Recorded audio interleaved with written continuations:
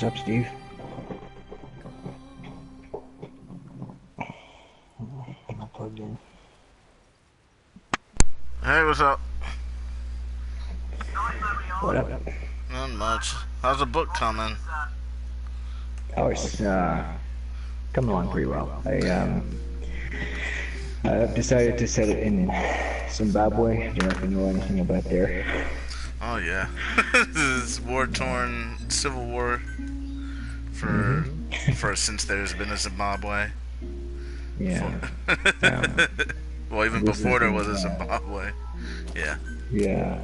It's a pretty insane country because it used to be called Rhodesia. It was pretty much a white paradise, something like Washington State in America, and then all of a sudden it went black majority, and then the blacks started turning on each other. Two factions of the guerrilla army, ZANU and ZAPU, started killing each other. So yeah, it's pretty Damn insane. shame. But, I mean, in terms of a dramatic storyline, it's gold dust. Oh yeah, definitely. We were talking. I was trying to help Ponyboy with his story the other day. I think finally he listened to Reason. I don't know. I think Ponyboy has to find. It's a real vocation writing a book. It's not easy creating something from nothing. It's very taxing process. Yeah. I was when I was talking with him, I was mentioning about how the character, the Big Boss character, is actually more of the Venom Snake character is very similar to George Washington here in the States, where a lot of historical figures nowadays are beginning to think, are beginning to have a consensus that that's not his real name, and that the persona of George Washington was made up. That's right. Yeah. He said that he was convicted of crimes in Europe and escaped to America, essentially. Yeah, pretty much. I think it was Adam Weishaupt is who they think he was from Bavaria, and he escaped persecution by the Bavarian authorities and came to America, and was pretty much there are stories about George Washington that makes you think he's retarded, like there's something wrong with his brain. One of them was he was a grown man doing this. He would pick up a walnut off the ground and crack it with his teeth until his teeth fell out of his mouth. Ugh. So because you know how Venom Snake was brain damaged. He was a brain damaged person. These Ocelot Miller got their hands on him and said, "Hey man, we could use this brain damaged guy to make everyone think that Big Boss is still active." So that's kind of how I think it kind of relates a lot to the legend of George Washington. Yeah, definitely. You know what I mean? Yeah, that's pretty interesting. But I mean, when I think of America, I think of a place where a lot of Europeans reinvented themselves. They kind of left the past behind and became something new. Just like Washington himself. Part of it is it's the national myth. Aside from trucking. Also, it was said that there were other people that you would consider presidents before George Washington. They always had leaders. They had tons of leaders before. Yeah, they always had leaders before we came up with the term president.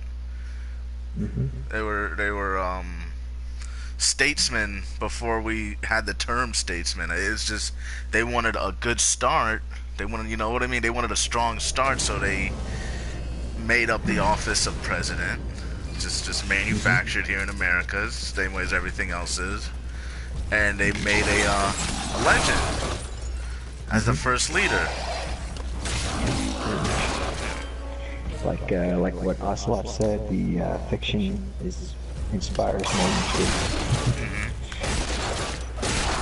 And also, it's the only way you can really I don't know how you want to say it. That's the term I want to use. to inspire greatness, you have to give someone something to inspire too. So they give them this fiction of a George Washington or Big Boss, and then everyone is like, "Oh, cool, we could totally be like this guy. Look at him." And really, it's like that. It's a fiction. Yeah. It's all a fiction. There isn't anyone like that. It's true, you know. I think that's a large part of spiritualism. You know, it's like connecting to sort of like essential elements of the universe. You know, it's like everything in the current life is sort of a manifestation of some fundamental property of the universe. You know, you just latch onto that and follow it to the very end. It's kind of like God or gods. Yeah, the powers that be. Yeah, I was thinking that's a strange term. It's a strange term. Yeah. You ever use that? The powers that be. Very ominous sounding. Yeah, it's pretty weird. It's probably one of those Shakespearean acts.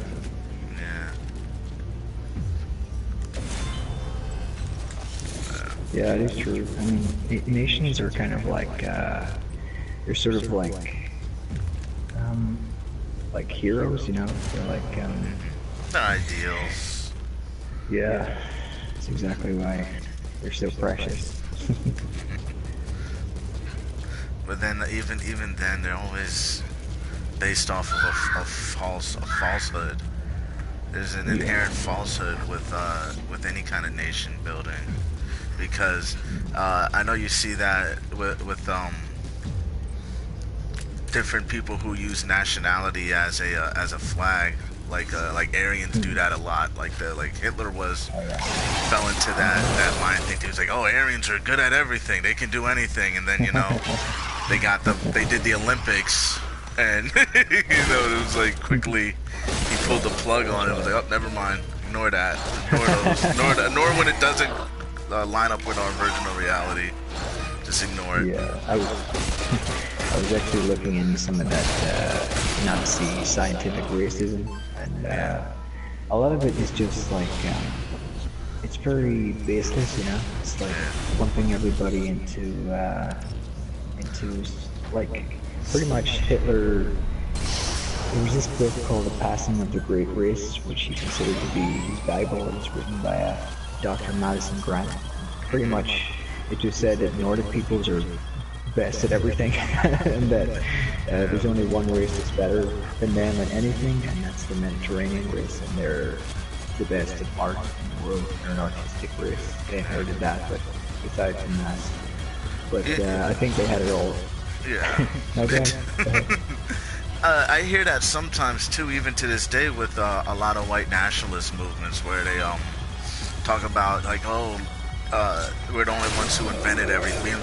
They make themselves feel like they invented everything, like everything in the world, and you're like, you pull out a cell phone, a lot of that.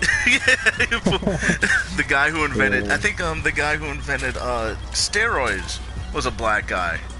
Using soy proteins, yeah. Using soy proteins. This is insane. Then you talk about the Chinese inventing gunpowder. Yeah, that's true. I mean, pretty much the British Empire was built on Chinese large shipping and gun technology. Once they combined those two things and made naval fleets, and they were able to take over the entire world. I mean, the greatest thalassocracy that ever was. And China seems to. The funny thing is, a lot of people forget is China benefited heavily from that, and it was the Brits were also giving the money over back to China because they had to. China is you ever see these like rich China, like I'm talking royalty? They're royalty over there in China. They're super rich. They put the queen to shame with the money they have. I've heard of Russian oligarchs, but I don't really ever hear much of China or China. Dude, they keep it in their country. Like they're very they keep it to themselves. But yeah, when you look at the wealthy class over there in China, like they're insanely powerful and rich. but Oh, they yeah. just don't bring their wealth outside of their Yeah, own that's a little strange pocket. thing. There's a certain modesty about Asia. You know, they're just quietly, insanely hard. Quietly You in know, charge and behavior. quietly in Yeah. charge of everything, which is insane. Yeah, that's the thing. I mean, I hear that America owes billions to China, or Yeah, possibly even trillions in yeah, its national debt and stuff. So yeah, it's like if everybody were to cash in their debts today, if there were like a metaphorical revelation or financial revelation today, then yeah, there's shake-up of what we know to be reality. yeah. Also, it's kind of there's a falsehood there too, because because when it comes to our media, a lot of people are going to say, "Oh yeah, the Jews run the media." That's not the case. China runs Hollywood, and Oh that's yeah. yeah. China's the biggest market. Hollywood caters to. Yeah. Yeah, that whole argument that you know, white people invent everything and stuff. I mean, it's so premature, you know, because it's a very postmodern attitude that you're kind of it's only the moment that matters, you know. There's Yeah, nothing else contributed to the moment, you know. It's kind of like whenever you look at genetics and see that it's all just one big eclectic mix of stuff that might work, you know. That's how I yeah. like to look at cultures and peoples and stuff. It's just need to Oh keep yeah, that diversity around because one day it's going to be needed and you're going to be scratching your head wanting for it. yeah.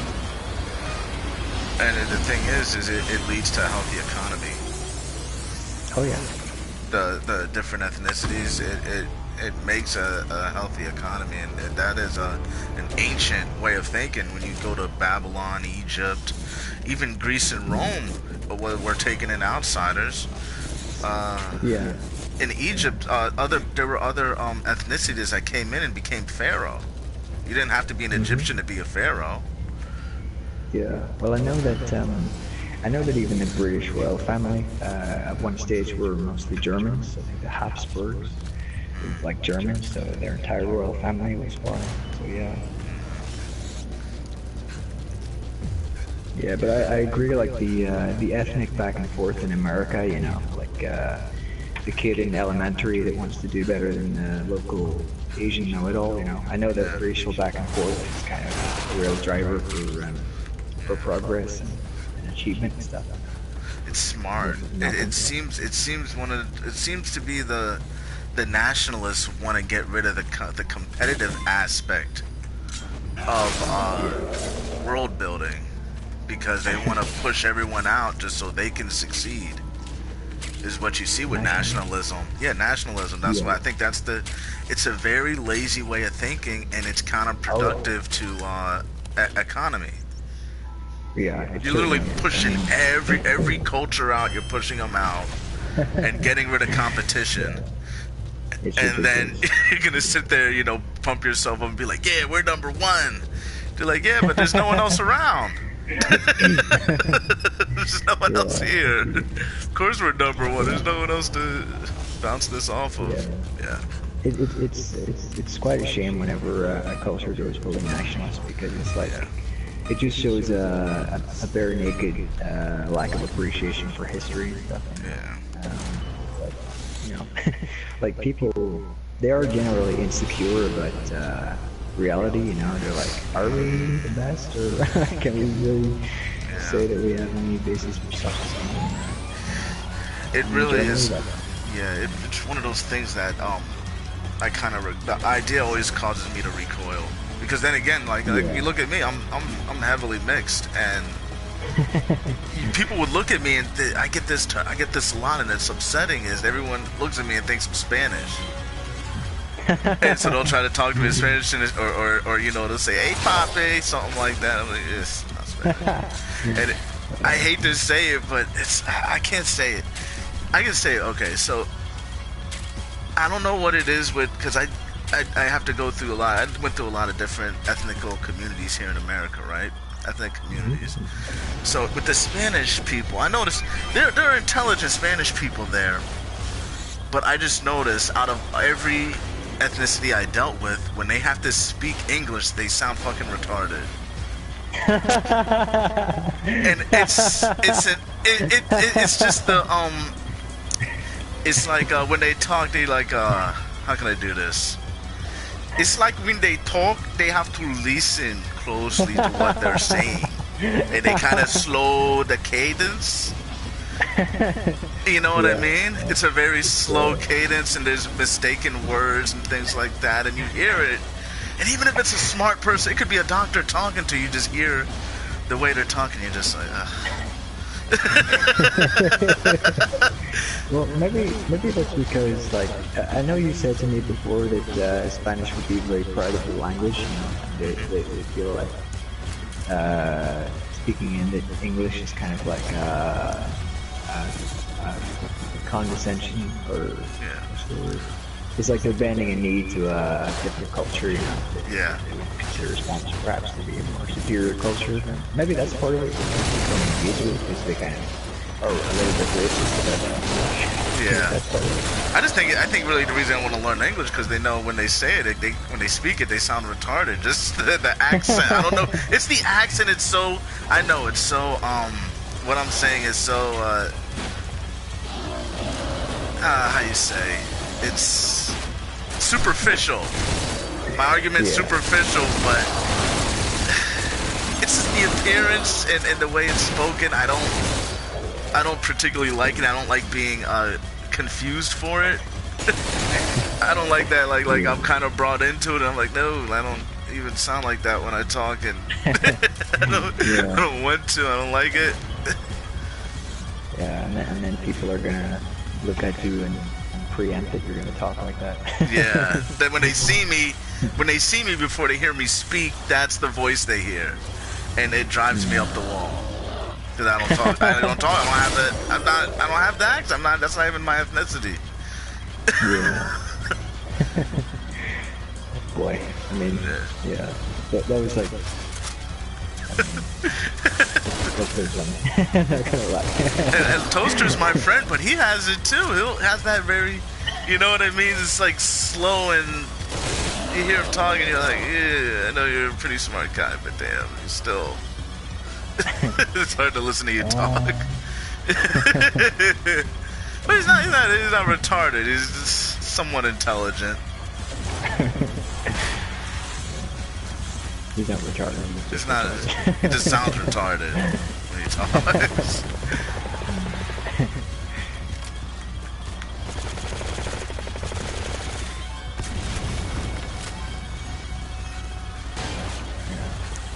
Race is a pretty fascinating thing, you know. Just never seems to stop being a source of trouble, you know.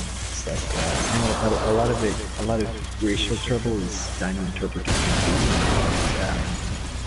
The Jewish German thing was that Germans perceived to kind of stick to their own. You never know whether or not that was just an illusion of the German. It does, because it's because the Jew thing is it has become, there used to be an ethnicity, but even during Hitler's time it wasn't an ethnicity. A lot of those people were just Polish converts. Yeah. Their families were converts. Yeah, that's true. Khazars? Khazars. Yeah. Like white Jews, pretty much. Yeah, pretty much. I think a lot of times they try to say they are the tribe of Dan, which was a 13th tribe of Judah that was cast out, and so it only became 12 tribes. But even then, it's like that's a stretch. It's a stretch because you technically their ancestors. If you look at them, it's. Alright, I'm not one of the guys who look at skin color and associate skin color with race, because I'm a living contradiction to that. So it's hard for me to sit there and be like, oh well, you know, every colored person has to be from this part of the world, because there are these pictures I saw back in the day of China when they first had when they first invented the camera. And they went to China to take pictures. You look how dark a lot of these Chinese people were. Dude, they got dark. Some of them, you look like you're looking at Africa. Yeah. Wow, that's crazy. How dark they were. So you really can't. I always thought it was weird to associate skin color with ethnicity, because you got albinoism. You have you know, if you're just in the sun a long time, of course you're gonna get dark. Go to Hollywood, you're gonna see a lot of dark white people who go to tanning beds all the time. You know what I mean? Yeah. So it's hard to assume that. Yeah. Yeah, it's funny that a lot of people are surprised whenever to hear about the sizable white population in Africa. You know, I know a lot of people tell me that they never would have. They just think Africa is pure black. You know, then talk about places like Rhodesia, or South Africa. And stuff, you know. Yeah, there was like, I mean, there were lower whites in South Africa. Probably tried it for a long time. It's a large continent. It's a large continent. Oh yeah. You have a little bit of everything in there. And also, I think one of the stories with Egypt is that they were conquered several times by Romans, and they had, you know, Mark Antony there. Oh yeah. Mark Antony. Yeah. Oh, son of a bitch. Like a motor took down my took down my air cannon. Yeah.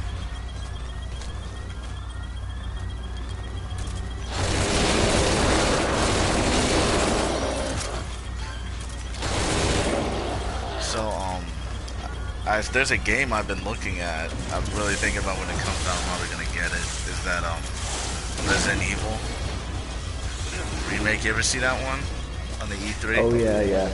Doctor was really happy with that. It looks really good. The remake of number 2, right? Yeah. Number 2. Yeah. It certainly looks great. It's definitely a good survival horror. Like a good survival horror. Yeah, if you were gonna play that, I probably think that. I played a Resident Evil 7 too. I like that one. I like that game. They're good games. They're quality. The acting is like top notch. Yeah, but like, I'm not so sure about that. I'm not so sure about that Eagle Nose girl. I'm not sure there's no life to save it. Eagle Nose, yeah. No, I probably wouldn't either.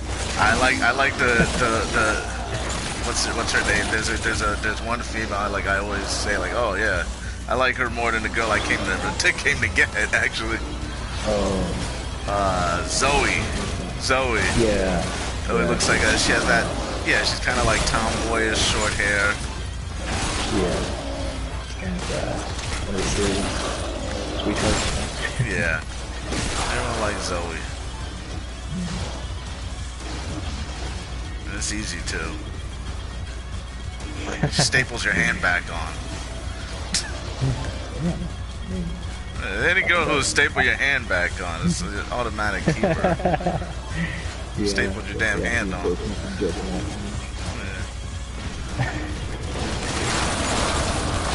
I wonder if it only cuts like a metric on my fork or something. Staple your hand back. Could be. I mean, usually when they what the hell's hitting me? When they used to demasculate men, a lot of the demasculation was done through removal of arms, because they figure you can no longer carry a weapon properly. Yeah. You know, your denial of service. Well, yeah, it could be she's giving you your, because after she stapled your hand back on is when the real part of the game begins. That's when you wake up and you're fighting her. No, that is symbolic, because guess what happens after you staple your hand back on? You're fighting her father. Ah. You're fighting the father and liberating her from her family. Yeah.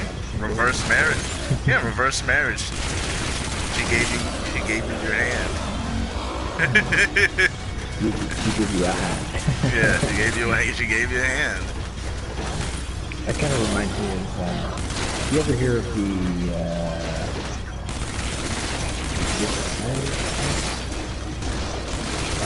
no, it's, Oh, I think it is Osiris the is. Osiris one. Like, it's Egyptian myth that,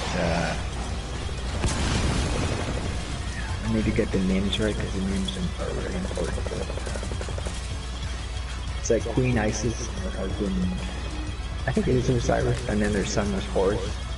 And the legend goes that Osiris was killed and scattered to the four corners of Egypt, and that she finds, Isis finds Osiris' penis, and somehow magically created Horus from that, and then Horus reassembled his father. It's kind of like a myth about how sons kind of, they're like an eye of the father, you know, they're an extension of the father. They reassemble their fathers through confronting the world somehow, and confront the world and bring home sort of understanding that the father was the patriarch. Reassembling the patriarch using the phallus. Yeah. Pretty interesting. Myth is very strange because I mean it makes sense on some level, but at the same time, if you look at it, it's like, what the fuck is this now? It's not obvious. It's not. It's esoteric. I think we would use the term they would use as esoteric a lot of times. Yeah. Symbology.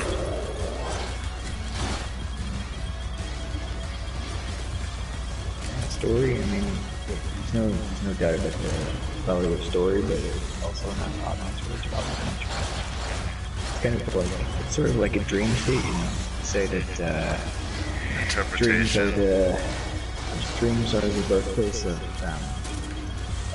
thought. You dream a thing and then you act out what was in the dream, and then eventually your mind comes to like a statement, like words, and you're able to express that in words. That's kind of why I like movies so much, because there also is a way of like dream interpretation when you interpret a movie. Yeah. Yeah, it's funny that before I started writing the story and stuff, I really didn't understand the significance of the story. You know, I thought it was just fun and games, but really it's like a fundamental property of human beings, writing and receiving stories. Kind of something that you can experience. But, you know, watching so many movies and so many television shows without knowing what you're dealing with is kind of dangerous. Yeah. Just like, Yeah, because it's, there are meanings and implications to them, and you're kind of looking at it as a surface level interpretation of it. Exactly what it is. It's like you're watching a dream, and I mean there was someone behind that dream that understands it, or creating that dream, but you know, because modern media doesn't find it entertaining to give you the meaning as well as the dream, they just give you the dream, you know, that's all you get. Just like you're in almost like a constant dream state, and you never really get to immerse yourself in these entertainment products and really understand it. Yeah, you never look beyond the surface level of the interpretation. Yeah, that's true. I mean, a lot of people might see it as like, because stories are kind of like linear, it's almost like a train journey, you know? It's like train stack after train stack, and most stories make sense that way because it's just like a linear journey, but there is a lot of subtext in many stories that people don't really ever understand, which is kind of a shame. It kind of drives me up the wall too, because I had conversations with people like about movies, and I'm like, yeah, there were a lot of great movies out there, and they were like, oh, I'm not watching it because it's subtitled. Yeah, I'm like, what? Like, they need to learn to speak English to cater to me. You know, people are crazy. So they just place zero value on But, yeah. foreign media, pretty much. Pretty much. I mean, If it's not done in a way they can, people do that. They'll fault creation because they don't understand it. It's not a good yeah, creation because I personally don't understand it. I'm like, yeah, but yeah. don't you think that's more on you than the creation? Yeah, but I mean, I don't really blame people like that because the modern world is so complex, and if you're working a 9 to 5 job and stuff, it's pretty much you have zero intellectual resources left at the end of the day. You just want things to be simple and possible, like so, um, I still think that's they've been yeah, failed. it is. Something in the world has failed them, Yeah, that's true. and they're a product of it. And it just it's almost like I'm not really upset at them. I'm just upset at that thought process that like I don't understand Yeah. it. That means it has no meaning, and I'll always devalue it in public because I don't understand it. You know? Yeah, I mean, we do live in kind of subdivided times, It's like we have intellectual creators and then we have consumers. I guess perhaps that attitude is just a consequence of patriarchal capitalism.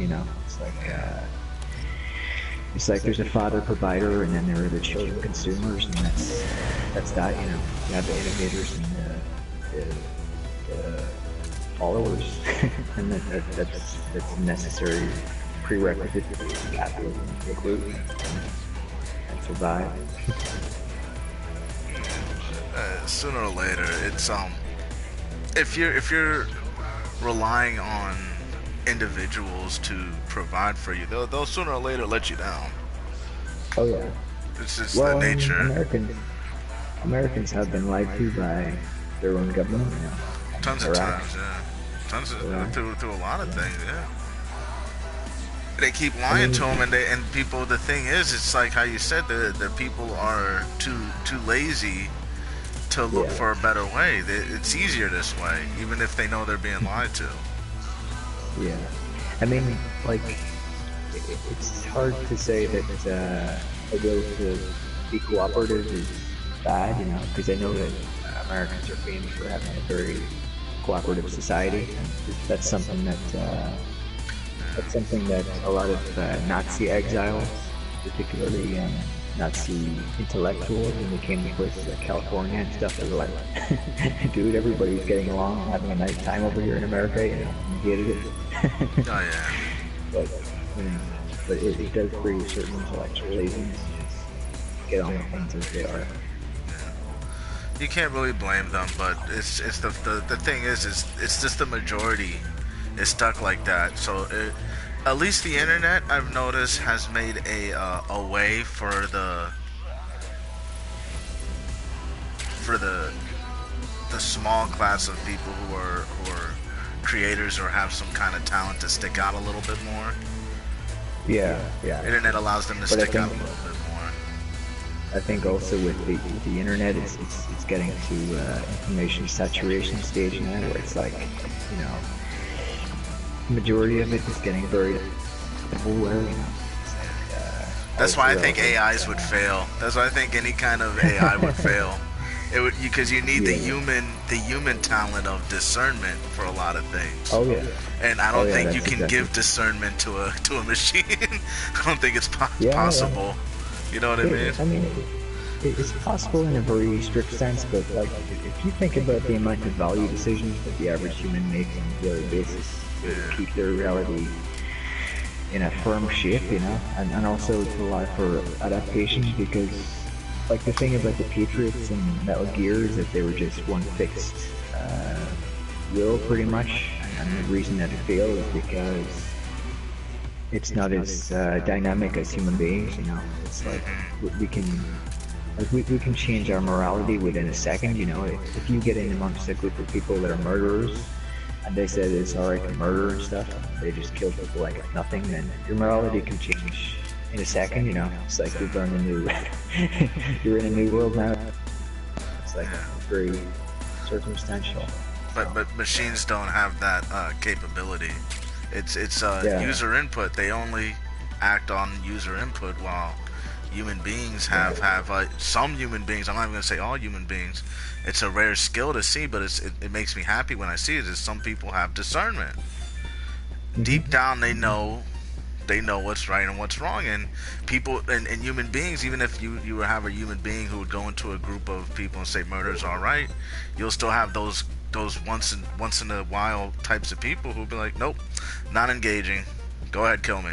yeah, You know what I mean? They shut yeah, down. They're like, nope, I yeah, don't like yeah, it, might as well kill me, yeah, true. because I ain't gonna partake. Although, I mean, I have enjoyed certain simulations, like certain simulations have been dynamic enough for me, a human being, to get lost in them, but there's always something missing, like in like reality is unbelievably dynamic, and Yeah. just when you think you have it down to a T, then something else springs up. Like they say that reality is stranger than fiction. I think that's one Yeah. of the reasons why. One of the Yeah. reasons why computers could never do it. It's systemic activity of any kind. It's like there's no dreaming in a computer. It's like there's Oh my no. gosh, yeah. Like, you like Live Leak? I go to a lot of forums where they just like post Live Leak videos from all over the world of just like horrific. It could either be something horrific or something amazing, and it never ceases to amaze me. It's more entertaining than any movie, more engaging than any video game. You're looking at these just like random fucking videos on the internet, random fucking video, and it's like, off of security camera footage or fixed cameras or phone cameras. It's just people being people or nature being nature, and you're like, whoa, Yeah. fucking That's insane. why that's why I find strict rationalists and people like atheists that are always trying to tear a hole in religious arguments and like scientific rationalist point of view. It's like the world is more complex than you can ever know, so you might as well. I mean, that's the basis of the religious impulse. Trying to find something Try to find something that's real in all this chaos, really. all this damn madness all the time. Has to be something. And I the think that's funny really thing is they're getting I had this conversation with Elysiana where I had to show him that conversation Neil deGrasse Tyson had, where Neil deGrasse Tyson is like, yeah, it's probably a simulation. The world's probably some kind of simulated experience created by a Yeah, higher that's power. That's what evidence is pointing to. he's a Bostromist that Nick Bostrom, who's Yeah. an American philosopher, he said that we're in an ancestor simulation, our descendants. Our original, our ancestors are running in order to find out, in order to like come to conclusions about human nature. So they're just running us through a simulation over and over and over again. That's what it Running is. consciousness. Yeah. I mean, it's kind of compelling, but I wonder what, like, I just wonder, it would take an incredibly powerful computer to really get to the bottom of it all. It would truthfully, it would have to take a higher, It not would take just, a god. it would What- take, what you're it would saying. take a whole, it would, if it's done the way I think it's done, it would be like a mental projection to, suss out certain parts of consciousness that are higher than other parts. It's kind of like when you filter something. I would think of this as being like a filter of consciousness, and they're trying to get to the the purest form of it, pretty much. Like they're making heroin, I guess.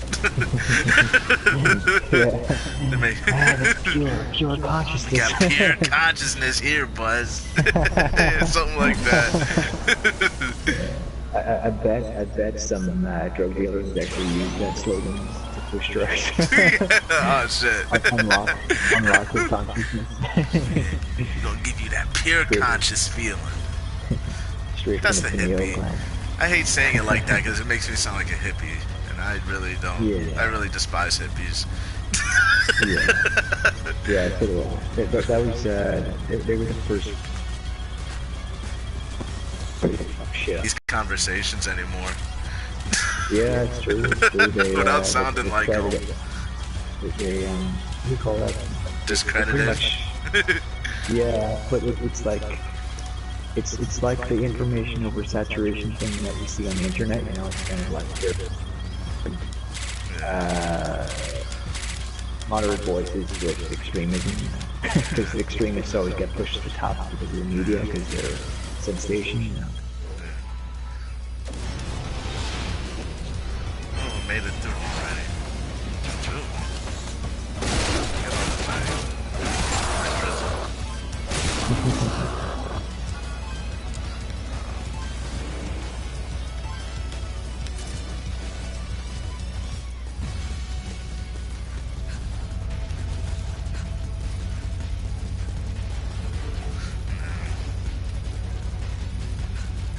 Those extremist ideologies really did a number on the world in general. Yeah, that's true. I mean, at the end of the day, extremism is going to benefit so far. You gotta stop that. It fails.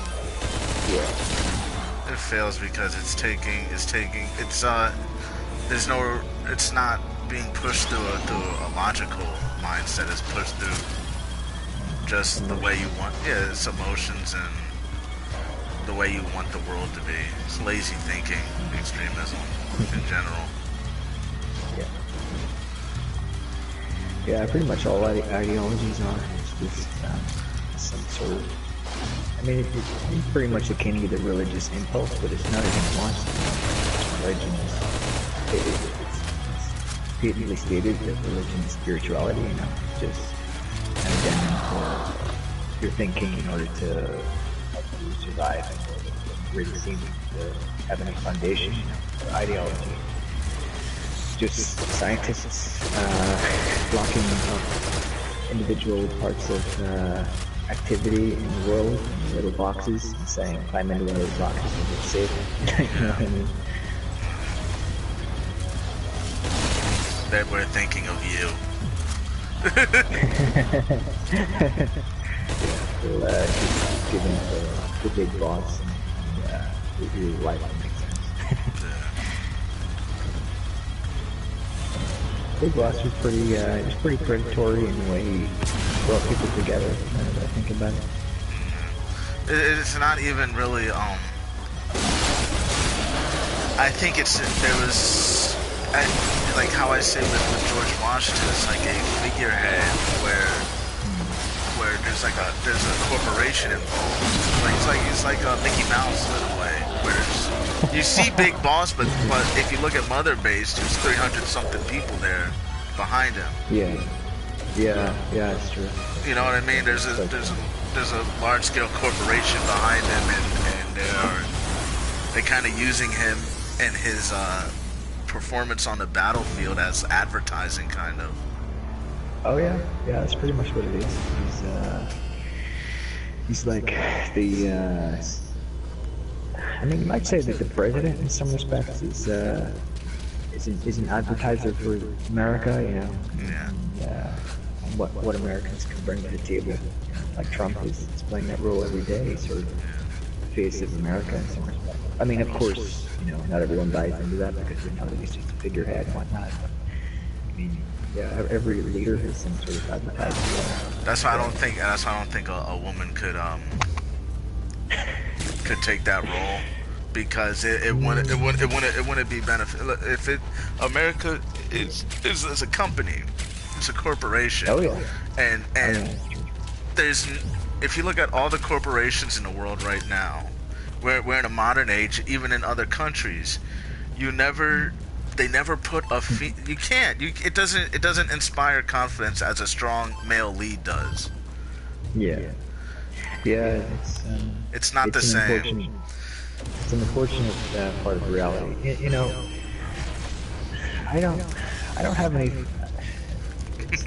I don't think anyone really has a problem with strong female figures. It's just that it's just the world seems to be formulated in such a way that, um, because like if you look at it, the world is the same day over and over again. You know, Yeah. so um, there's always the prospect of war. There's Yeah. always the prospect And of something that's going to require physical strength and stuff, and and the you lack of want the strongest. hormones. Yeah, You can't be hormonal with war decisions. You can't if you're gonna yeah, fight, you there a lot of people a lot of there's a misconception that angry people like to fight. No, because you can't be angry in a fight. You're gonna have to make logical decisions at a very quick yeah. moment in time, and you can't be Hmm. swayed by petty emotions. Hormones lead to petty emotions. They lead to Yeah, pettiness. You're forced into being yeah. petty. Uh-huh. So that's why you won't ever see it work with strong female lead. They won't work. They can't work. It's biology. It's not that they're Uh-huh. weaker. It's not that they're well, they call them the fairer sex, but it isn't because physically they're weaker or logically they're less advanced. It's that their bodies are subject to hormones more than men's. More than testosterone isn't. Testosterone's always at a balanced level. If you're a normal man, you don't take supplements, you don't take steroids. Your testosterone for the majority of your life is going to be balanced. But women are going to be up and No. down monthly. Yeah, it is true. I mean, I think I don't know. Like, it's so hard to talk about this topic without sounding completely sexist. It is. The objective is, yes, the privilege of being a private citizen. You would want to try to formulate this in a way that could apply to larger society. I mean, I would say that, like, I mean, this may be completely unrelated, but I hear that women are usually not allowed into special forces because they leave traces of blood in the. they also it's the fact that they can't carry. Their bones aren't as dense as male. They don't have Yeah, dense bones. Men have dense bones. You can put they can lift. Men can walk around carrying 70 pounds and not get yeah, fractures daily. it's true. It's true. I don't know how to I don't know how to say it without sounding sexist because the truth of the matter is it is sexist, but it's a type of sexism based in reality. There's a difference of Yeah, sexes. scientific sexism. Yeah. But then, I mean, you are feeding the feminist argument that you need to kind of pay reparations in order to equalize. No, I won't. I don't think I should be punished for that nature. Then you can get into racism from there. Oh, you know, black people shouldn't be allowed to compete in sports because they're advanced in sports. Chinese people shouldn't be allowed to go to normal schools because they're good at schoolwork. Yeah, You can yeah, do that. absolutely. You can do that argument for anything. It's nature is not fair. I've never seen a fairness and equality in nature. Things Yeah. are different for everyone. It is true. It is true. It is true. But like, I think I would say that argument kind of evokes an apocalyptic scenario too heavily, you know, because I think the majority of Western person's experience is it's relative safety, you know. So that's like I was out running the other day and I fell and I got really angry at myself because I was injured. And I was just thinking like anger and emergencies really clear the mind. And Yeah. I think a lot of this buggy idea that everyone can be equal just comes from too much peace, you know. But this is is the political reality of existence. I think. Yeah. But it doesn't reflect reality. Yeah. It doesn't reflect the reality of the situation. We are living in a dream state almost. In the West, it's like it's almost like a dream. What's up, Pony? Hey, Pony. How goes it?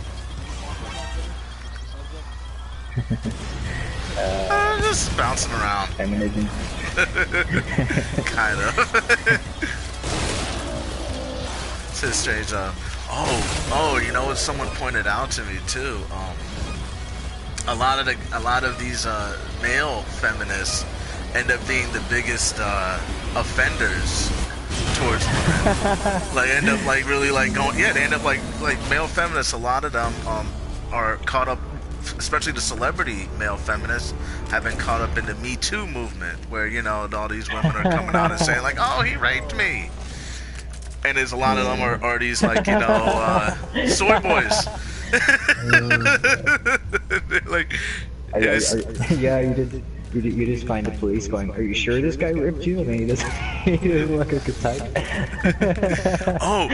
Chris Hardwick is a good example of him. He's like a little skinny guy who goes out of his way to call himself a nerd. That's another thing though, is weirded me out. Like, go out of your way to call yourself a nerd. All right, who are you trying to impress? You play video games, okay? You're trying to sell an identity, pretty much. But it's he was one of these big, Hollywood male feminist types who, oh yeah, I love this strong woman leads, yeah. Soy boying up in the pictures and all this shit, and then like, yeah, yeah. Do you know if that's more of an African American trait to have the strong mother figure? Is that like? Oh no, they try to push it heavily. African Americans, because the male is usually not present in child rearing, so the woman has to fill in two roles. But there back in the day there were the presence of strong male father figures. It's just nowadays they got rid of them. They're doing it with everyone now. Truthfully, that's the problem. Yeah, everyone's they want to get rid of the men. I was watching something where these women were talking about getting away with getting rid of Father's Day because they don't have a lot of people don't have fathers, so they wanted just to have the Special Persons Day. That's what they want to call it. They want to get rid of Father's Day and just call it Special Persons Day. But there'll still be a Mother's Day, of course.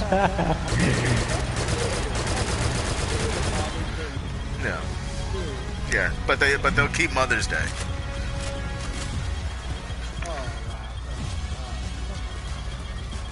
There's got to be some sort of special interest group in America that's funding all this radical ideology.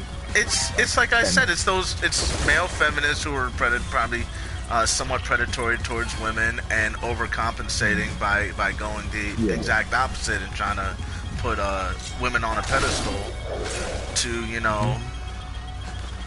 demasculate their rivals. Demasculate.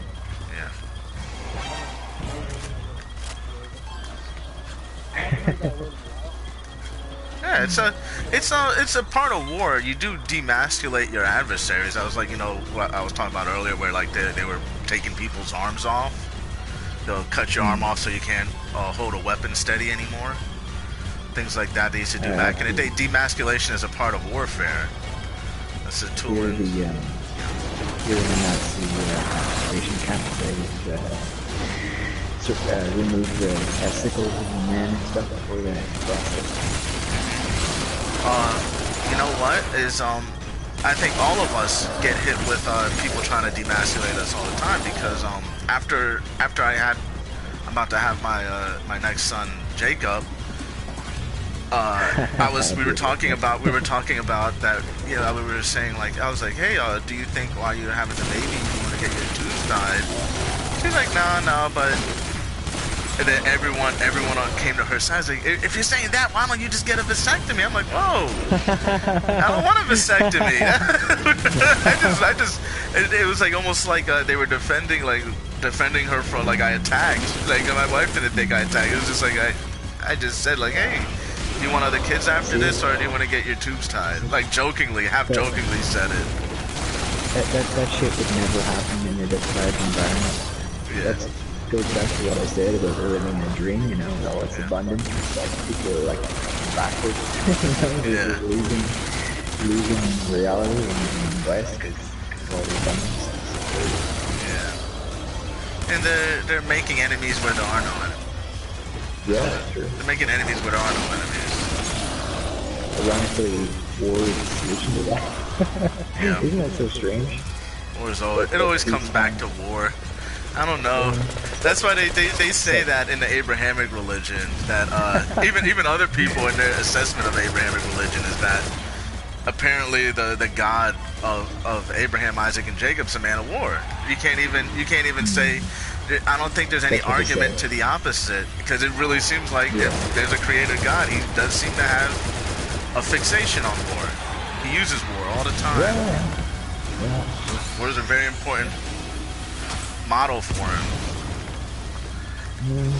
I mean, the way I kind of look at the universe is that it's like a battleground between the forces of existence and non-existence. You're either someone that's existential or non-existential. So either you engage with existence or you just decide not to. Or stuff like that. Become a carpet muncher or a sodomite.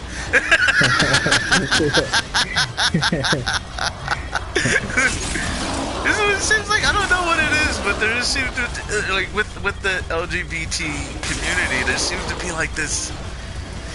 In the comic books, they used to call it the anti-life equation. And it really seems like that's what it is with them. It's like anti-life. They push the abortions like everything, like mad. They'll say that you should be killed if you disagree with them. They don't want families. They don't want they don't want people. They don't like seeing pregnant women. They really don't like seeing that. Yeah. I see it here because in Florida there's a large LGBT community, and I see the way how sometimes they look at my wife. Like I see women look at my wife and just give her the stank eyes on the short-haired bull dyke. Look at my wife, like. And even in the LGBT community, they use the term breeder in a negative context. They'll say, "Oh, you're a breeder." You ever heard that? Yeah, that's what they call them, breeders. They call people. Yeah, that's right. Right. It's Don't you have a band over there called the Breeders? When the Pixies was in it. King Deal or something like that for a band. Yeah, but they use the term. I've heard that term before. They use the term in a negative. They use it as a negative. Oh, you're a breeder. I've heard it. I've heard it just joking. I heard it joking in the media. Would it be mostly? It would be mostly like white women that do that to you, because I know that in America the white population are not. Oh yeah. They're not reproducing enough. They're only reproducing 1.6 children every generation. So a lot of them. Yeah, a lot of them are you hear a lot with the younger ones is they're sexually open, but them being sexually open is they always want the I don't know how you say, the openness that you can't have if you have children. Yeah, so they use a lot of contraception. Yeah, and the contraception is has terrible side effects. Yeah. Contraception has some. Yeah. I think feminism is pretty much shooting itself in the foot because women are having careers, but they're not reproducing the species. So they're having one You know, they'll have 1, 2, 3 generations of women with careers, and then they'll know fucking people left. But then you see, but the funny thing is, then you see ethnic. I don't like how this. I don't like using the term ethnic. You see people of color reproducing at alarmingly high rate. Oh, Yeah, they're so, having babies. I mean, I know that there's a big problem. Well, it's not a problem, but people are having this stereotype that Muslims are like riding out Europe because their fertility rates are like, three times replacement rate, So it's like big families. Oh yeah. I see it here. I see it here in America too. I'll see it here. I'll see a fully hijabbed out woman with like 5 kids, and I don't think it's a problem. Like, good, yeah, have more. I like it. Keep the race, keep everything going, keep the world going. But then I'll see a white woman, heavy set, because that's one of the side effects of that's one of the side effects of contraception. Like the Depo shot makes women gain weight really fast. Of course, she has dyed hair. alone on her phone. Yeah, it's no one with her. I mean, this comes back to that kind of heroes idea that I had about nations. It's like at some point in history, the interplay of the entire system. I mean, even if it's just that one culture goes entirely intellectual and like just does all the work, and then another culture just reproduces, and then it's that interplay of all different elements that's going to keep the whole thing ticking over. I'm not saying that one race does all the work, but I'm saying like the system or the diversity is necessary. And it's even in the workforce, I've noticed this too, because I'm at the age I work too, but you'll see the people who excel at things, and it's not what you see in media. So you go to a job site right now, you're gonna see a lot of Mexicans, Spanish people working construction, black people too. You go into sales. Not everyone is good at sales, but you see the people who are good at sales are like people the majority of Americans can identify with. So it's usually a person of color, because America is being heavily taken over by people of color. It's like 56% now. You look at Ponyboy, for example. Ponyboy, how many white people are in your school? You just might find the key to getting back. Well, actually, I haven't seen that many white people at all. No, that's America. That's America. It's already happened. It happened overnight here, and I don't think the media even seen it yet. They didn't even catch it yet that it already happened. But then, I mean, it's demographics we're talking about, No, this is it. Yeah, this is like 56%. 50, they're the majority. Yeah, I mean, well, I heard this crazy statistic somewhere that by 2050 there will only 9% of the world will be white people, which is an insane statistic. It might happen before then, because the opioid epidemic is hitting the white community very hard, harder than it's hitting anyone. No one does as much opioids as Caucasians for some reason. I don't know why, but that's just what's reflected in the statistics. Yeah. Suicide rates are high. Suicide rates also among Caucasians are higher than any other ethnicity, which is strange. Oh yeah. Strange. It's very strange. So I would imagine before 2060. I like 2060 is a very liberal guesstimate. I'm thinking it's ramping up quicker now, and we just the numbers just haven't fully been done yet. Yeah, the numbers. No one really seen the numbers yet, but I think it already happened. Yeah.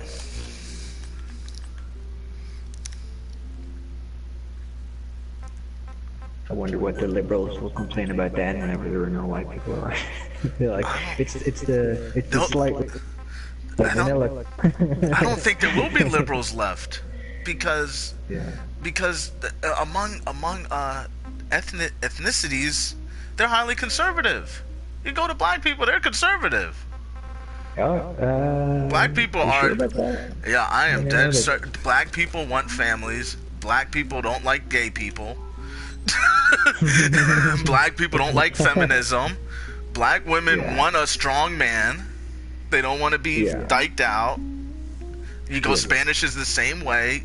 Asians the same way. All these other, they want a family. Every other Yeah. ethnicity wants the family.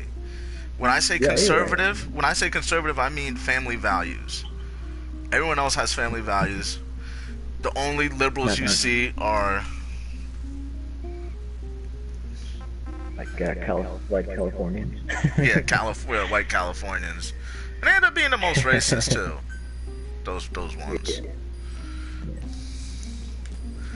Well, I mean, I can't really claim to know much about, or I'm not as much an expert on American attitudes as you, but I will say that the minorities that I have met seem to be a bit more.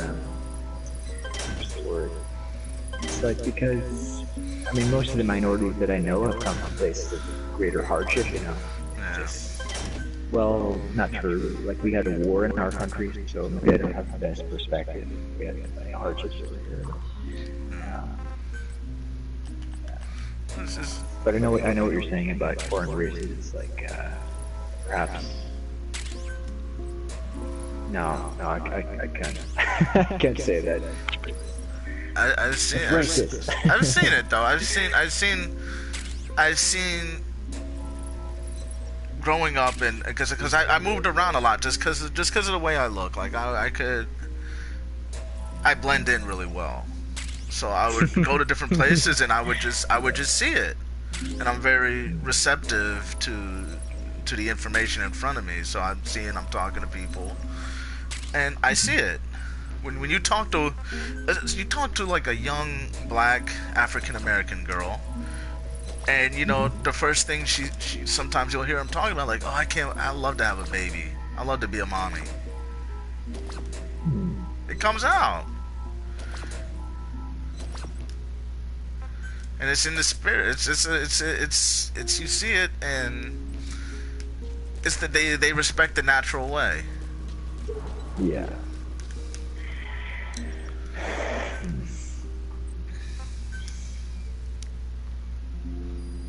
Yeah. All these young kids have kids. it's reflected. They're not shy. They're not gun shy when it comes to kids. Yeah. Yeah, I think people that have conservative attitudes are actually. I tend to have more respect for them as I get older, because the world is sort of like constant extreme circumstances, where it's liberals just it's field day every day, and it's like make your mind up somewhere down the line, They change their. It's like they are in a war with reality. It's not like they're in a war with you or me. It's reality. They don't like. It's actually one of the reasons why I think it's kind of bad that myth and story and stuff is just put out there without explanation, because like myth and story are giving you the message that there are certain strains and substrates that run through reality that are constant. If that knowledge, it changes your attitude on things, and it makes you a little more certain. Yeah. And it seems to always come back to a number game too. I've noticed, because you have to look at when you go out and you get the experience from dealing with the real world. but then you also have to balance that out because you need. I think a lot of the times when I go to look at statistics or something like that, I go to see if anyone else experienced what I just experienced. You know, moving around the world, moving around my country, and dealing with these different ethnicities, and I find out like, yeah, it seems to be reflected in the demographics.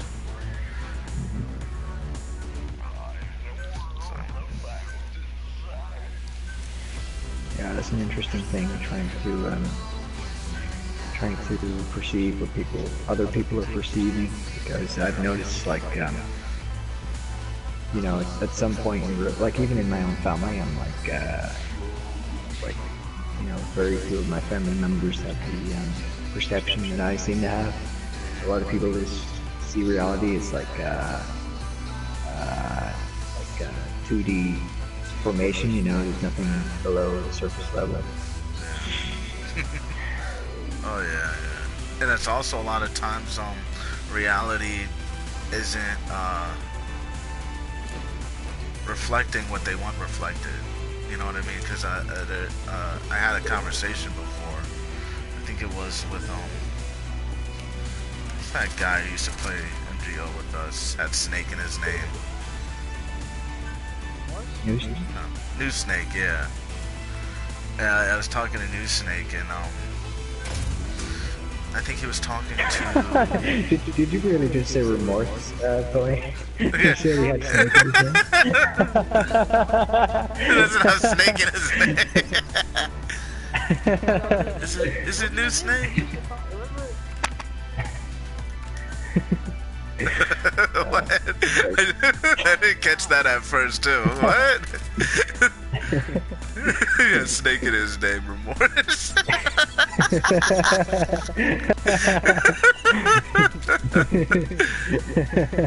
What? No, but I think Shantae was in the party chat, and he was talking about anal sex, and Shantae was like, ew. She was like, ugh.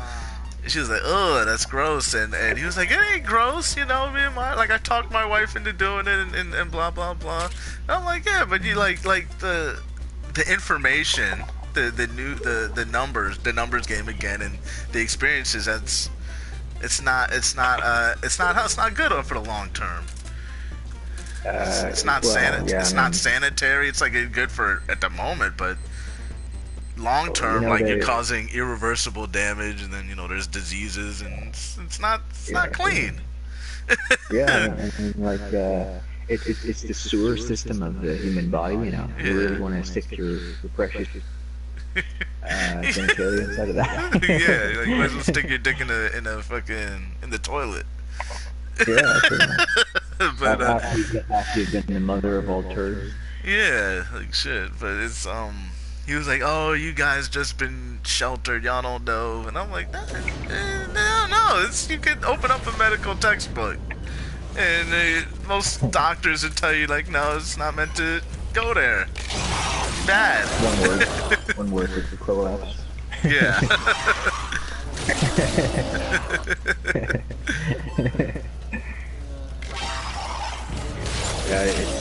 But anyway, what pearls of wisdom did New Snake share about anal stuff? No, nothing. That he talked his wife into doing it, and then we said that, and then he was like, oh, I think you guys are just sheltered. And I'm like, no, it's medical community. You could go talk to a doctor right now. He's gonna say the same thing we just said. There's no. Yeah, I don't know. Use a condom. There's condoms. I don't understand.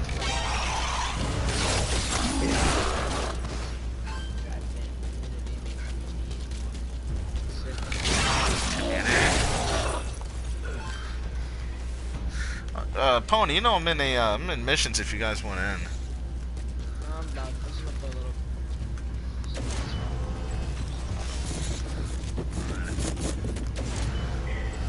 Hangout rooms. I went into one of those the other day, and just as I got in, Sick Boy was kicked from it for screwing around. Yeah, they hate Sick Boy. Trust me, they hate Sick Boy. What? He's become the scourge.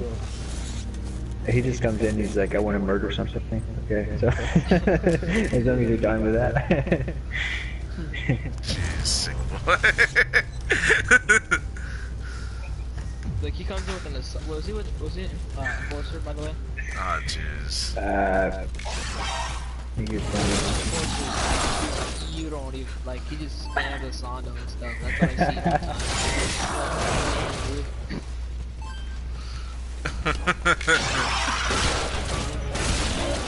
I use these as hangout rooms. Metal Gear Survive is my hangout room. You have shit to do. The funny thing is, though, we actually gave names to those. We got a name for those people who actually, run the lobby, like as in Bolito. Yeah. We actually call them ruiners, and everyone's been saying that. It's like a name for them. Ruiner. The Ruiner. Ruiners. That's a cool name though. Yeah. Cool. What you just said, but. Yeah. We should have called New Snake out at the time.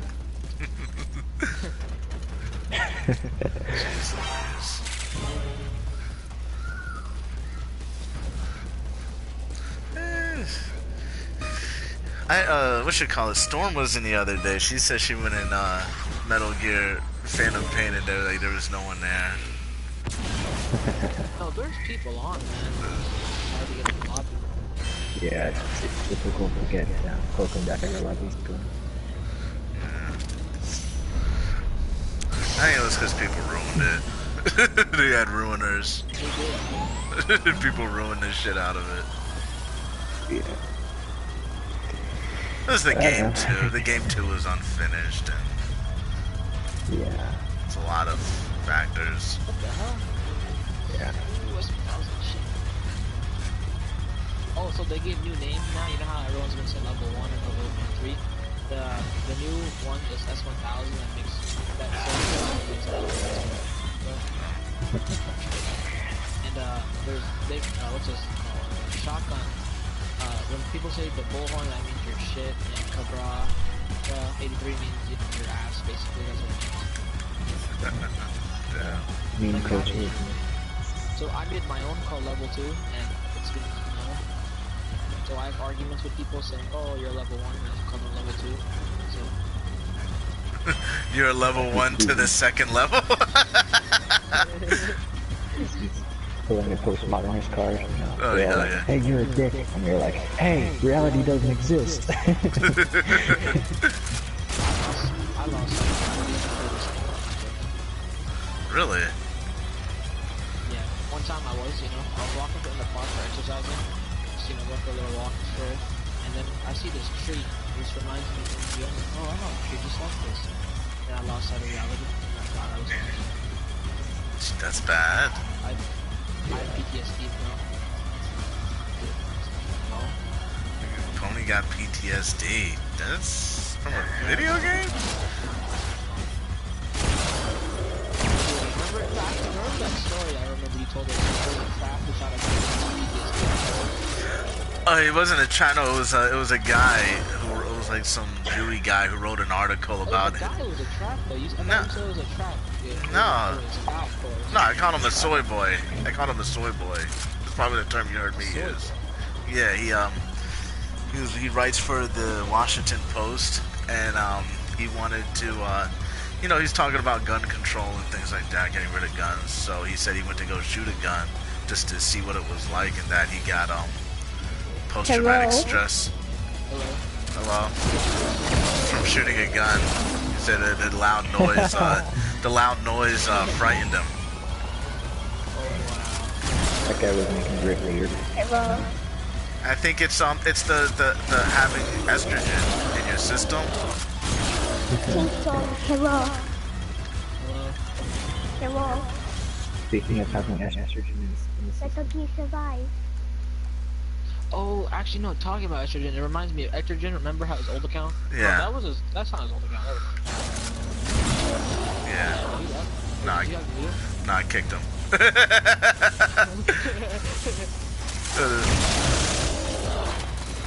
Damn it.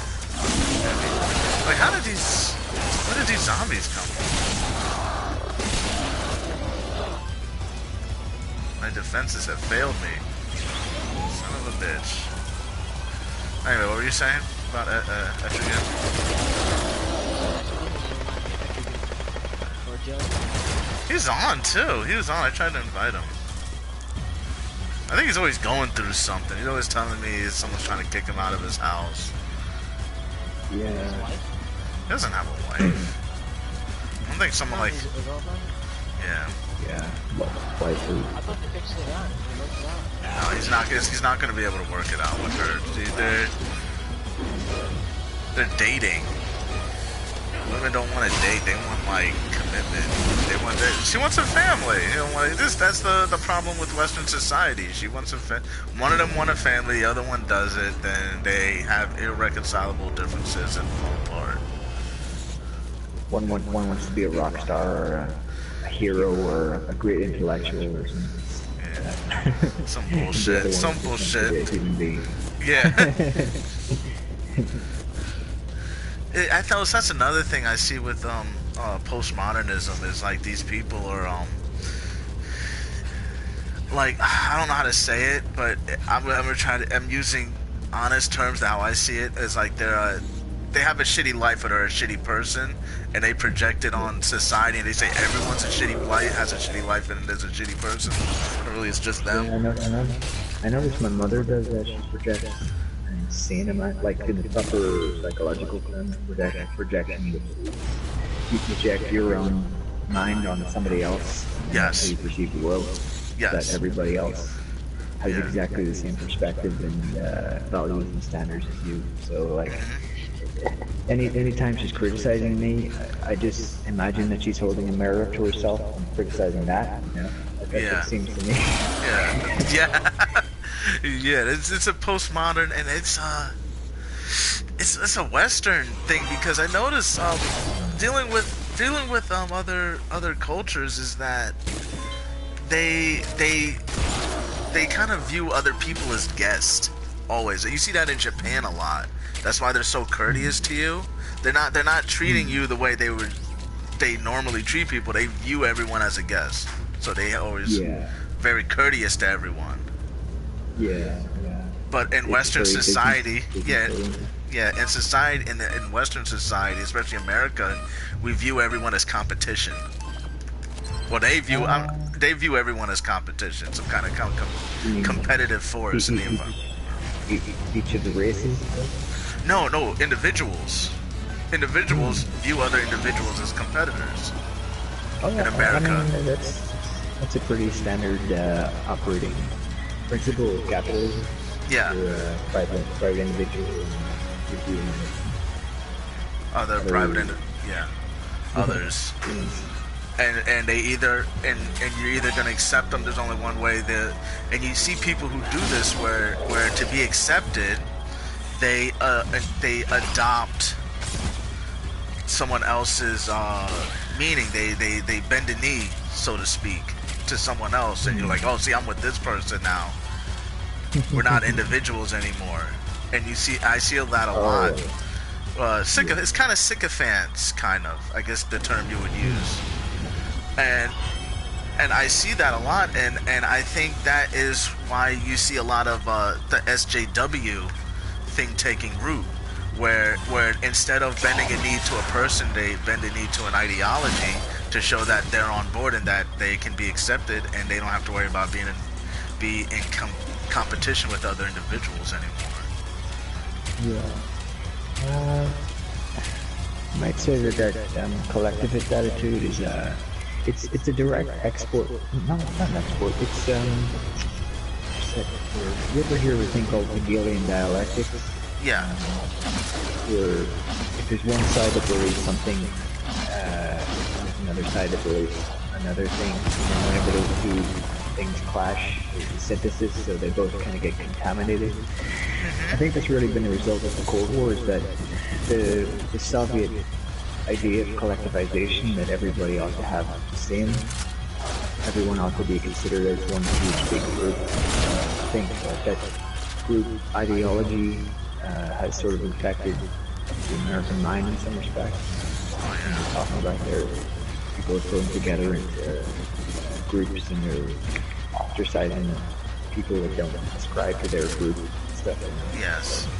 definite contamination. So, because like if you look at 1950s American society, it's sort of characterized by like very none of the stuff that's happening on college campuses right now. Yeah. Would have flown in those days. You know? Oh yeah.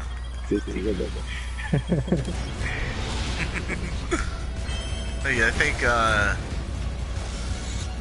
what the hell? Every time I turn my back, freaking zombies hitting my throat. It's that, I think it's, not only we're not a phone, but they used to call the National Guard, I remember Kennedy did that, called the National Guard on hippies protesting, and everyone got mad at him over it. I remember that, and I thought it was funny because it wasn't funny because people died because they didn't have rubber bullets back then. they didn't have rubber bullets back then, so they came in and just the National Guard just like. No, they shot bullets. They shot actual they shot people. Civil rights protesters. Ooh. Definitely rougher times, but then there were also times of greater hardship, poverty. Yeah. I hear in the last 10 years we've cut world poverty in half. The amount of abundance in the world right now is just incredible, and it's creating a lot of strain out of things. Kind of like putting more fuel in a car than it needs, you know. It's like these are the emissions of burning too much fuel in your car. And What's up, Al? you have a more polluted science scale. Too much speaking, too many. But then again, it's like that's what I think. It's the human ability of discernment comes in, and I know everyone doesn't have it, and I'm speaking to the power of just a very small minority, but like I said, the fact that you can have discernment, the people who have discernment will, you can't teach it. It's literally, I literally believe it's something you have to be born with. You have to be born with the discernment, because you see it even with babies. You see it with children have discernment.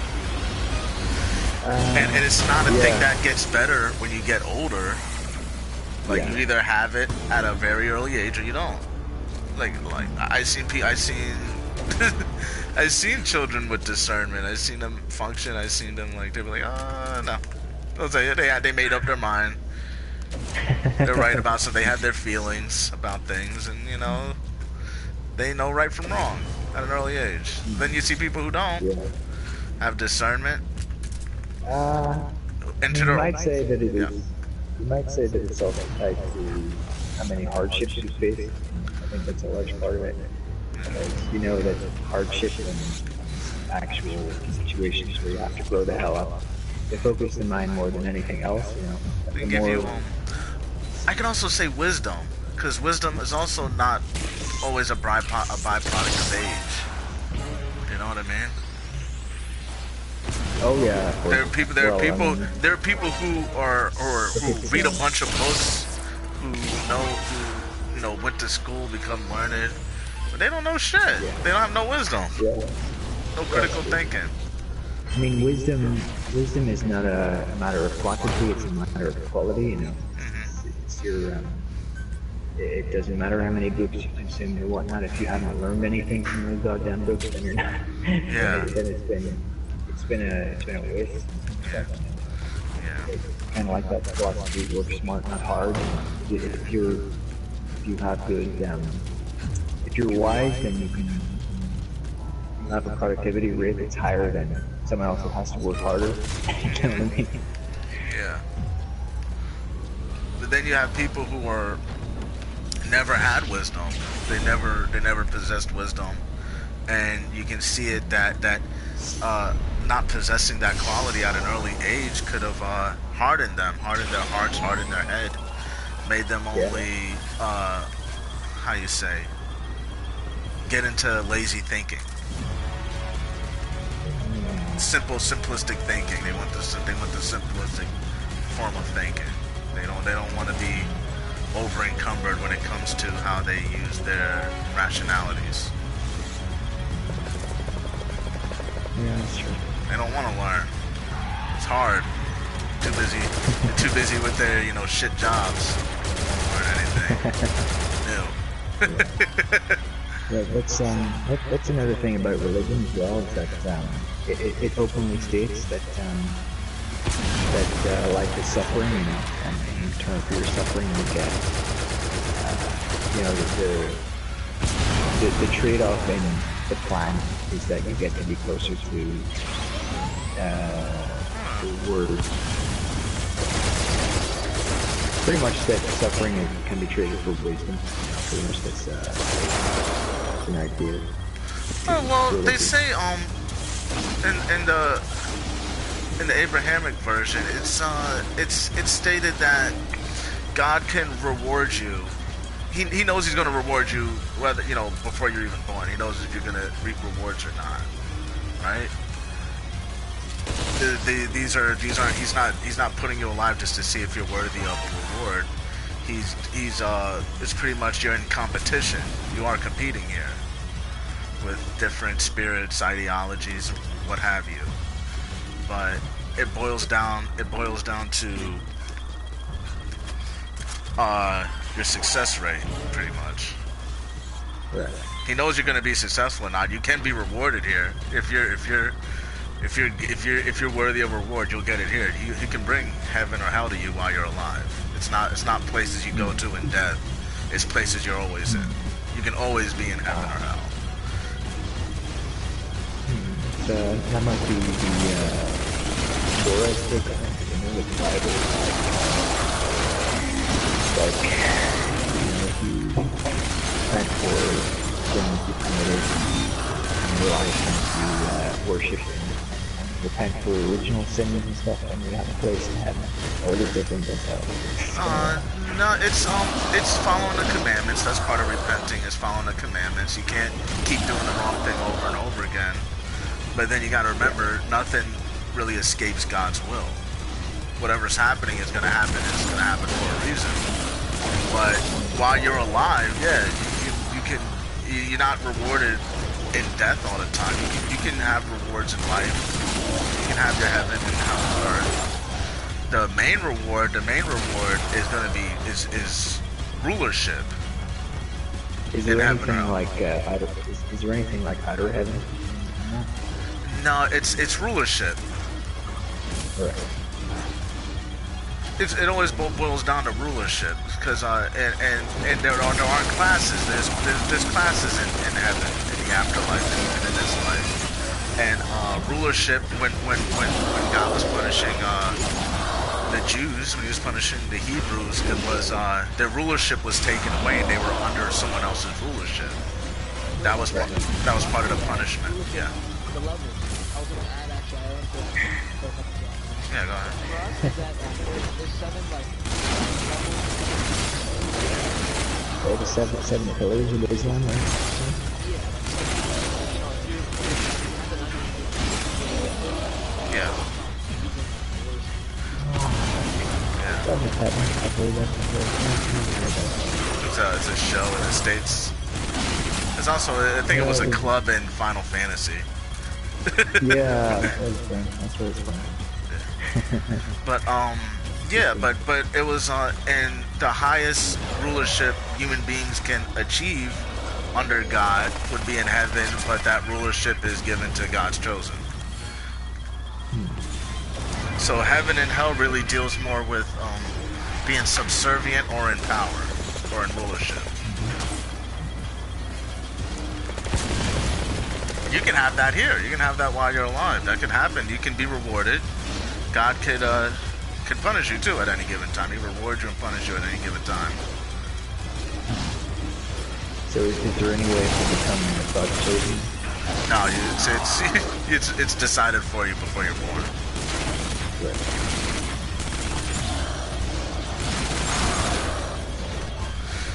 I mean, even if you're not one of God's chosen people, you can still have a good life, but you would have to realize that under any. If you're gonna get to heaven, let's say you're not one of God's chosen people, you come to heaven anyway. You're gonna be serving under one of God's chosen. That's gonna be a part of it. You can still have an everlasting good life. It's just you're gonna be under someone. It's interesting. I mean, that's somewhat. It is. It is. It is. It's and it's something that Christians already bought into because they know they're gonna. If anything, if you're a Christian right now, right? You believe in Christ. If you get to heaven, you're gonna be under Christ. You're gonna be serving under Christ. Yeah, pretty much. Christ is a Jew. Christ is a Jew. He's a chosen people. Yeah. Christ has family. He has a lineage to him too. So you're gonna be serving under Christ in his lineage. Yes. You know, it's one thing that the Catholic Christians are a bit more prone to is hierarchy because but the Protestants kind of wanted to go against the supremacy of the Pope and stuff, and wanted to say that God's voice can be heard within a portable soul that's always inside you. You know, whereas Christians tend to think more like the presbyter or the priest is the one that has the ear of God and stuff. No, I don't even trust priests. I don't even know where the hell. I look at I study my book. I study my Bible. I study my Torah. I never saw the idea of what we know as a priest in the Bible. I don't know where that ideal came from. There are priests in the Bible. There are priests in the Bible. There are rabbis. There are teachers. But guess what? They have families. No one went to them and said you can't have a family. You can't be a productive male. That I don't know where that is, and I never read that. And that's one of my problems I have with Oh yeah, the open television. Yeah. I don't know where the hell that is. I never seen it. I never seen it in the Bible. God's first commandments was be fruitful and multiply. That's what God said. It's one of the reasons why the original Martin Luther created the Protestantism movement, because of the excesses of the Catholic Church, all that decree crap, you know. Yeah. Sunday, gathering in a church on Sunday. I never saw that in the Bible. Yeah. I never see where they did that in the Bible. A lot of times with Paul. I'm sorry, am I thinking Paul? Yeah, Paul would go out into the marketplace, into the street. Him and his associates, they would go into the marketplace outside and teach the scripture out in the marketplace and answer questions. They would go through scripture and they would talk to people. That was what then you saw a synagogue, where was a place you would go. It's almost like a school you would go to and you would study. That's stuff I know of. The idea of, like, you know, you're gonna come in where your finest and go into a building and get closer to God in a building while not even hearing anything from scripture. You're just gonna hear some guy drone on and on. I don't know that. I never read that in the Bible. I know people would go to synagogue and study and have debates, and the people would go into a synagogue. You'd have your book. You'd be reading. You would get into a heated debate with someone. Mm-hmm. There would be a back and forth. You're not all just sitting in the pews and listening to one guy talk. You're all discussing amongst each other. Yeah. You know, that's an interesting thing about Jewish culture that kind of spawned. Well, I mean, it pretty much did spawn Christianity as we know it. It's the forgiveness. It's pretty much the culture of the book, you know. It's like it's. I mean, you might say that it is the basis of Western legal systems, you know. It's decrees from God that were written on a tablet that were pretty much pastiches of things that were already known about society, you know, like in general people act in a certain way that is consistent, and that is the basis of law. You know, that there are consistent behaviors amongst people. You might as well just write it down and say that this is how things are. There's a good Bible story in there. It's the prophet known as there's a prophet known as Stephen in the Bible, and he went into a synagogue and he was telling everyone because they put a new flag, right? They put up a new image that they were, they put a symbol like the Nike swoop or the Apple sign for your phones. Well, the Jews tried doing that before, and Steve came in and was like, "Man, what is that shit?" He put up this star. He called it the Star Rem fan, and he walked in and he was like, "The fuck y'all like this is how the churches were back then." And Jesus did that a couple of times too. They had like a woman priest up there. Jesus came in and called her Jezebel. And it said, "What, y'all worshiping under Jezebel? Fuck's wrong?" You know what I mean? Like, that's how synagogues were handled back in the day. And I like that. That they were handled like that. Like, people would come in and be like, "What the fuck y'all doing? You got it all wrong." Yeah, and everyone would have to listen to him and like debate it. You know? I mean, they say that the Jews are very smart, but I think that's because they've had this literature culture in their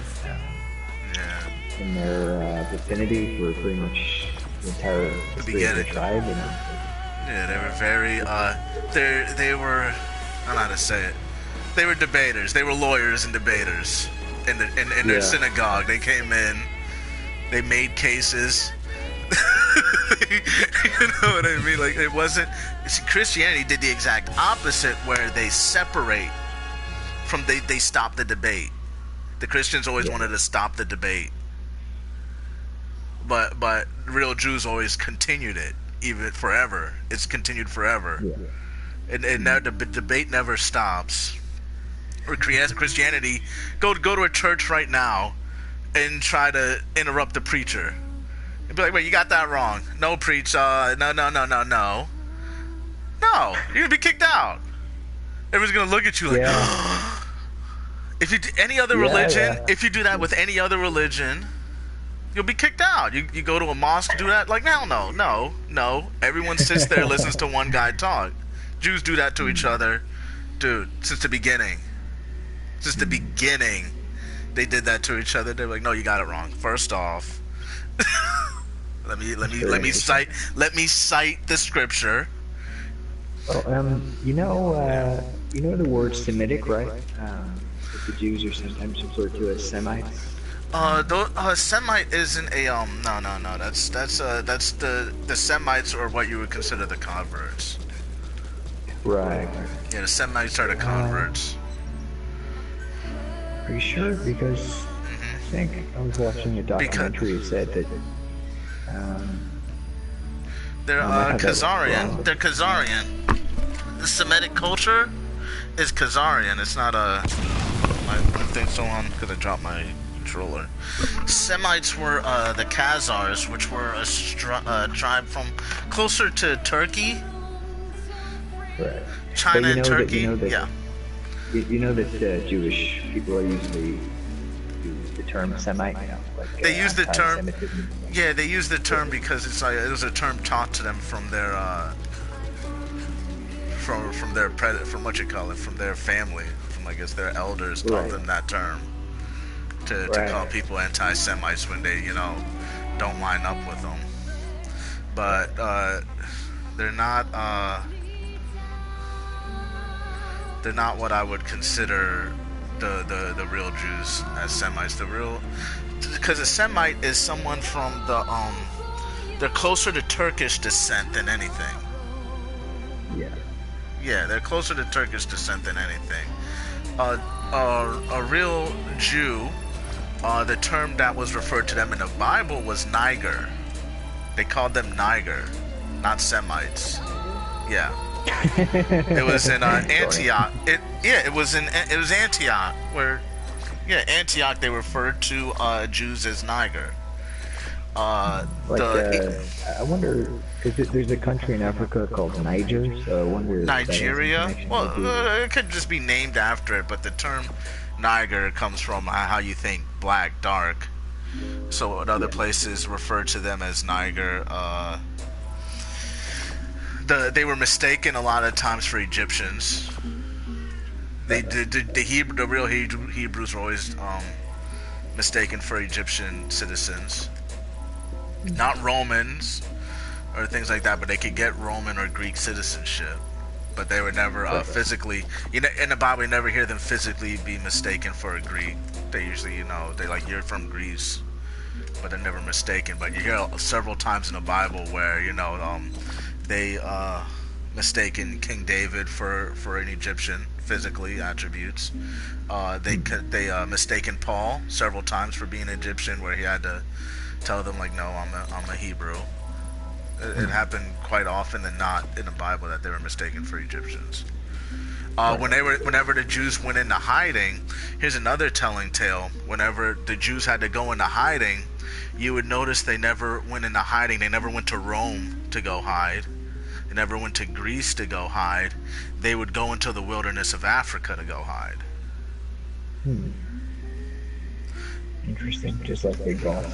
Yeah, they went into the wilderness of Africa to go hide because they were physically, how I would say, they were more mistaken for being people from the continent. They were mistaken for Africans because they were dark skinned.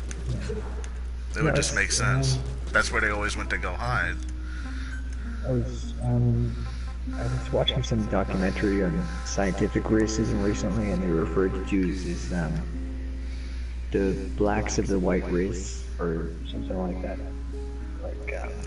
Like inside, racially, they're more black than white. I mean, not the modern converts, the Khazars as you were referring to, but like anyone that is an original Jew would have more African blood than European blood. Yeah, because that's where the story of the Jews began, in Africa. Yeah, Egypt and the Sinai Peninsula. Yeah. That's where the story begins. So it's this is one of these debates you'll never hear in a Catholic church. These are one of the conversations you'll never hear in a Catholic church. Nope. It's true. It's brilliant. I mean, like, it's what would you call it? Pontification. Yeah. At churches. It's pretty much you listen to the elder figure and you never question him. Yeah. Yeah, I would be pretty interested to see. I'll pull a great example of how the real Hebrews operate. They had debates with God. Lot, when they came to kill Sodom and Gomorrah, and Lot was trying to save Sodom and Gomorrah, and God said He's gonna wipe them all out, and what you call it? The term "Jewing down" came from there, where Lot's like, you can't kill all of them. How many can you kill, God? I mean, come on, God's like, oh, what are you talking about? I'll kill who I want to kill. And he's like, I don't know, man.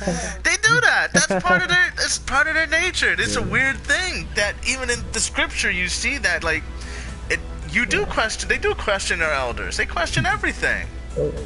You know, the word Israel means they who struggle with God. So Jews are more, what's the word, conversational. Yeah, and oh my God, the man Israel, the man who was named Israel, got his name because he wrestled an angel. He wrestled an authority. He wrestled with the authority, the angel of where he was at. The angels can be seen as an authority. Yeah. And he wrestled with it, so it's not in their nature to pontificate because they ask too many damn questions. I gotta take a leak.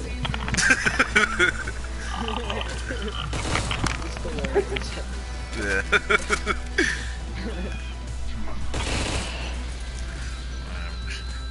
Pony, I was just doing hard missions alone, so I did a bunch. It's easy for me. I can do them. Now I'm just getting my stores in order. I did not know Ghost Sniper was A hangout member? Oh, Ghost Sniper's there? Yeah. Cool. What is it? Is Faded in there too? Ghost Sniper there. And I probably Faded's still there too. Yeah, Faded's there. He's cool.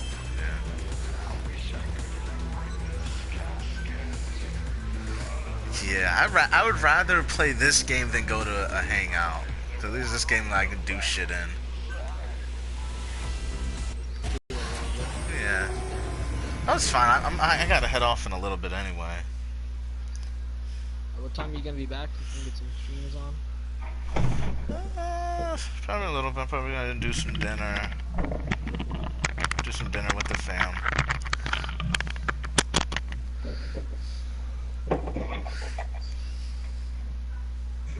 I've been bored all morning. I had no one to talk to. And honestly, I need to get friends. Oh man. Captain, I'm delighted to be able to welcome you back. Oh. I'm surprised you don't talk to your school friends during the summer. I remember I always used to do that. Oh, We'd no, be I out do, riding but, bikes. Like a lot of people are like just kind of distant sometimes. Like one of my friend, he went to Cali, so so I'm not gonna see him for a while. Other friend, we're gonna be watching that what's it called, KSI and Logan Paul fight again, just because we're both like. Wait, when is that? When is that fight happening? It's like on August 25th or something. KSI, that's like two YouTubers fighting each other. Yeah. Yeah.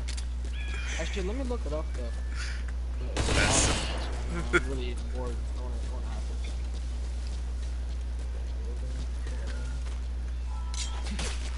Alright, okay, I'm looking right now.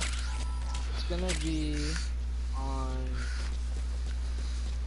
Shit.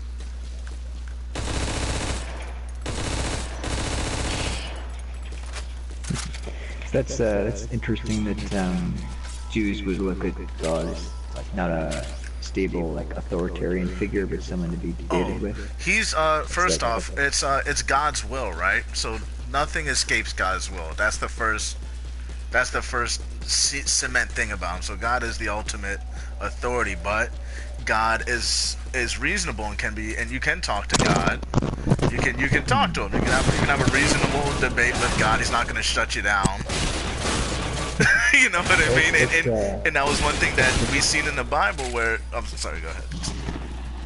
I mean, like it's a sea change in the approach, you know, because I think Christians tend to think of God as like a policeman almost, you know, like someone you dare cross. Yeah. But the thing is, which is the opposite is seen in Scripture, where there have been many times where let me think of people. Someone like Lot. Lot's the perfect example. Even Lot and the Book of Job. Book of Job's another great example where Satan had to have a debate with God. And so even Job, even Satan discussing Job when they were like, oh, Job only, he goes to guys like, God, man, Job only likes you because you give him all this free shit all the time. And God's like, nah, man, Job's a cool guy. Job's a good guy. And Satan was like, prove it, take all this shit away and let me have Adam for a little bit. He's like, all right, fine, go ahead, try it out. And so there was like, there was, God was up for a debate, even for people under him, even because Satan in the book of Job, Satan does show that he works for God and that he is still adherent to God's will. He can only do what God allows him to do.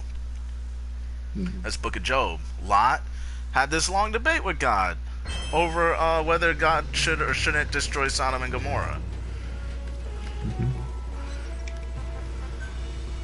It's not like the other, which is strange because Christianity just comes at it with an authoritarian viewpoint. When even people debated Christ is over here raising the dead, and then people would be like, yeah, but you know, Christ, what about it? Because when he deals with his own people, no one else, there wasn't other people questioning Jesus and what he was doing. It was his own people like, Jesus, but you know, What are we trying to make some money in the synagogue? And he's like, no. First off, let me tell you something, bud. And you see this in any other religious text. You see that more with the text the Hebrews wrote. That the Hebrews always had this open debate with everything. Everything was up for debate. But they knew the first law is God's will be done. At the end, it's what God wills is going to happen. I wonder if that's why Nazis didn't like the Jewish mentality, because it was kind of anti-authoritarian and subversive and challenging authority, you know. I wonder if that's why they were able to turn people against people like that, because it's like they ask too many damn questions. yeah, that's the thing. The Nazis were like, come on, man, we're trying to get shit done and take over the world, you know, and the Jews are like, hey, why are you trying to take over the damn world? Yeah. The first off is the supremacy aspect. The racial supremacy, and the Jews would, of course, question it. The second you said that to any Hebrew, they would question it, like, yeah, but, you know, look at that colored guy over there. Look how fast he's running. You can't beat that guy in a race. What are you talking about? That's straight with the Nazi. It was like a title. It was from the Holocaust. She's an 81-year-old German soldier, like a Nazi. Huh? Each other stink eyes. Yeah. Well. So that video sounds pretty good. That's